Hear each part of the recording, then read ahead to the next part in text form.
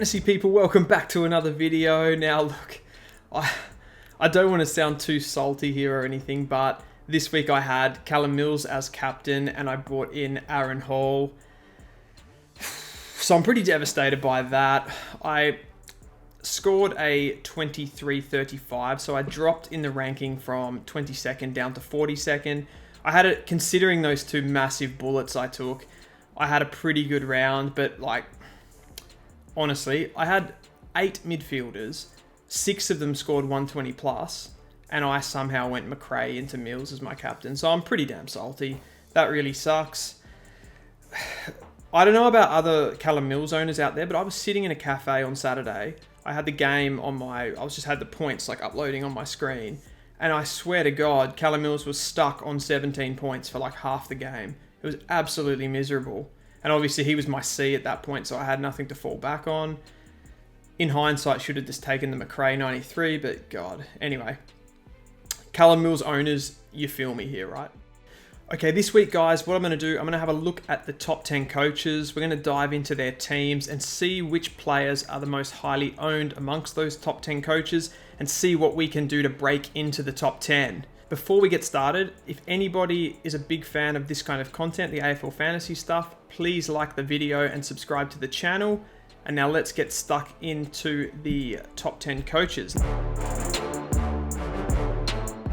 So we'll kick it off with the defenders here. Now, there are 11 different players in those top 10 coach teams. So out of a possible 60 slots with you've got your 6 positions that you can put defenders in, there could be up to 60 different players amongst those top 10 coaches. Now there are 11, so it is a pretty tight-knit group that the top 10 coaches are running. Number 1 there with 90% ownership, 9 out of the top 10 coaches own this player, Sicily. So James Sicily is the number 1 owned defender. Not surprising, as he was a very underpriced option, someone that could have been a premium and sort of has turned out to be. I don't think he'll be a top 6, but definitely a good option there. You've got Dawson, Doherty and Short, all with 80% ownership there. So again, they've all been really excellent picks, particularly Doherty there going at 110 average. Going down to the next block, so you've got Crisp and Hewitt, who are the 2 midfield defenders. They're both at 70% ownership. Now that actually surprises me a little bit because I don't own Jack Crisp and I feel like every other coach has him, so I'm a bit surprised it's only 70%. I do get a little bit of schadenfreude when it comes to Crisp. Sort of want him to do poorly when I'm watching the game, so I keep an eye out for him. The next one down is Jack Sinclair. So Jack Sinclair at 50% ownership. So not everyone's jumped on him, but those coaches that have jumped on Sinclair have been rewarded. Sinclair is definitely one of those ones at only 50% ownership in the top 10. If you're looking to attack the top 10 or attack the top 100, he's definitely one that you could jump on that would give you a point of difference, as is the next player that I'm going to say here, and that is Lachie Whitfield at 30% ownership. So that's very low for him as well. I guess a lot of people jumped off him with an injury and just haven't had a chance to jump back on, but he's definitely going to be a strong performer on the run home. 30% ownership for Nick Dacos. That means that 7 coaches have jumped off him because every single coach in the top 10 would have owned Dacos at some point, and 7 of those coaches have jumped off him. So if you do own Dacos, I would definitely suggest holding him. And that could be another way that you've got a point of difference. He's got a really nice role there locked in and looks like he's going to be racking it up for the next part of the season. 2 coaches in the top 10 have that Aaron Hall bullet there, so that's unfortunate. And then we've got Bailey Dale. Just 1 coach in the top 10 owns him to round out the 11 different players that the top 10 own. Big takeaways there. I think that if you're running someone like a Jaden Short or maybe a Sicily who are really highly owned with 80 and 90% ownership respectively, they're players that you could jump off. You could fade them and bring in somebody better, like for example a Sinclair or a Whitfield, and that would give you that point of difference amongst the coaches and propel you forward. So moving into the midfield now, and we've got 3 players at the top there that are all 100% owned: Rory Laird, Tuke Miller and Lachie Neale. Lachie Neale doesn't surprise me in the slightest there. You pretty much had to have him to be a chance at the top 10. He's been fantastic this year, moving his average to around 114, I think it is. Rory Laird surprises me a little bit just because he wouldn't have been started by coaches as he was injured in the preseason. So Obviously, all top 10 coaches have picked him up, and that's probably a reason that they're in the top 10. Brayshaw there at 80% is a little bit interesting alongside McRae. So not everybody jumped on Brayshaw that's in the top 10, but everyone did jump on Laird. Two excellent players this year. Kelly sitting there at 70%, so he's sort of surprisingly high, considering he hasn't been fantastic this year.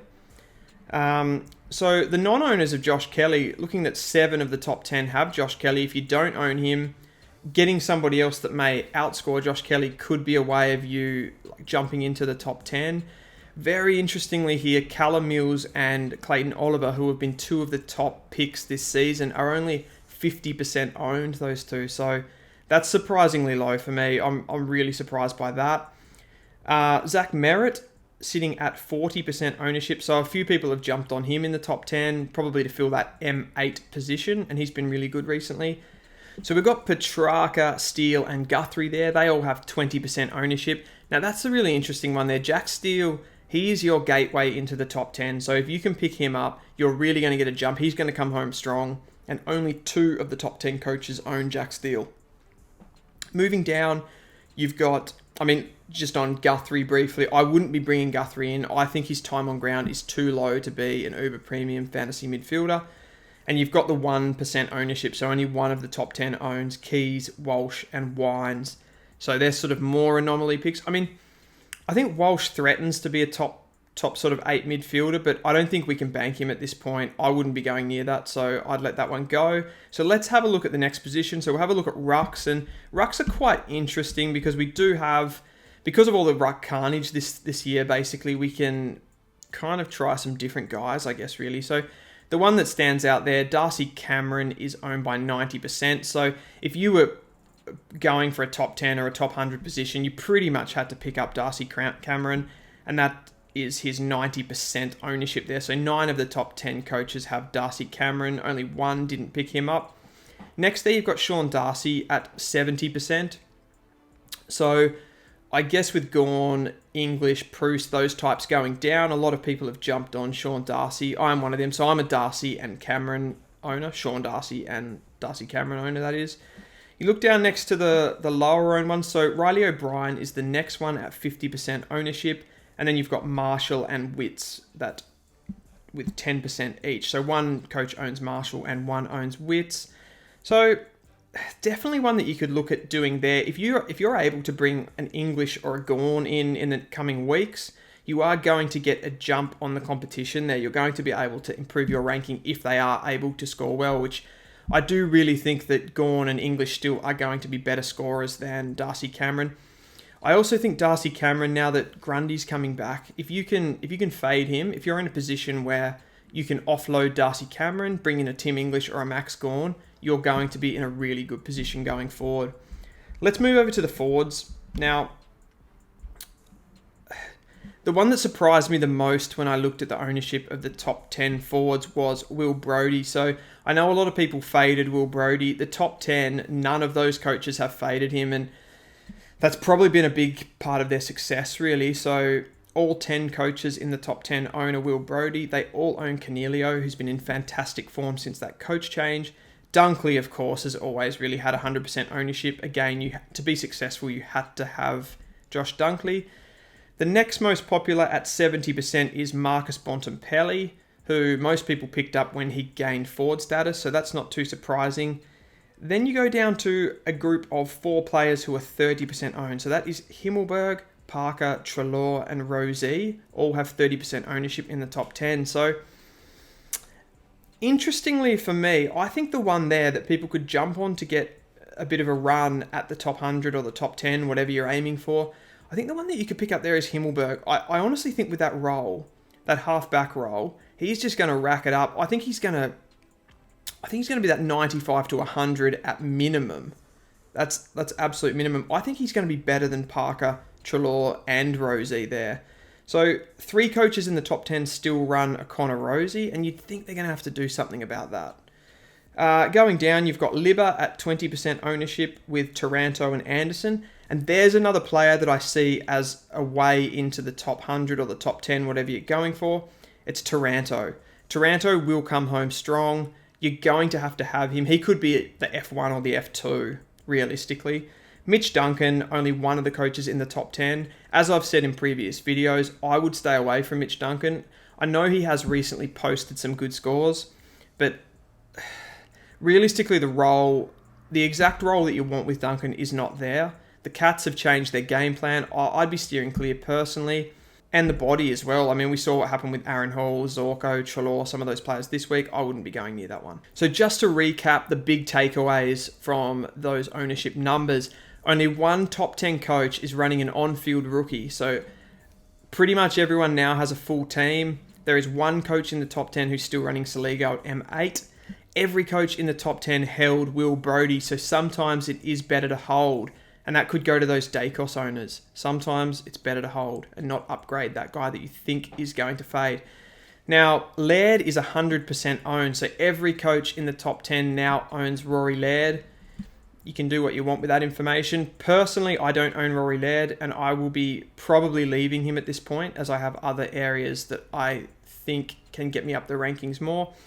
Himmelberg has the same ownership as Rosie. Now, that's a strange one for me. I'm surprised that only 3 of the top 10 have jumped on Himmelberg. I think he is a great pick for a forward in that role. 2 top 10 coaches took the whole bullet. So 2 of those coaches are going to have a lot of problems in the coming weeks dealing with that whole trade. So another basically entry point for you to break into those top coaches. Now, looking at ways that you can improve your team. So how can you climb those rankings? I would say the number one thing, jump off highly owned players that are fading. So some of those guys that you think earlier in the season, I did it with Matt Rowell. I jumped off Matt Rowell really early, and that was a great move in hindsight. So I think the players that you can jump off that are considered premiums are Short, Sicily, Darcy Cameron, and Will Brodie. And then you want to pick up lowly owned players who are going to come home strong. So I mentioned them throughout the video. You've got Jack Steele, Tim Taranto, Harry Himmelberg, Whitfield, English, and Gawn. So if you can target those players while fading those other ones that you own, those premiums, that is your way to get a jump on the competition. Okay guys, there you have it. So that's a bit of a dive into the top 10 coaches this year. If you enjoyed the video, please give it a like down below and subscribe to the channel, and I'll see you guys next time.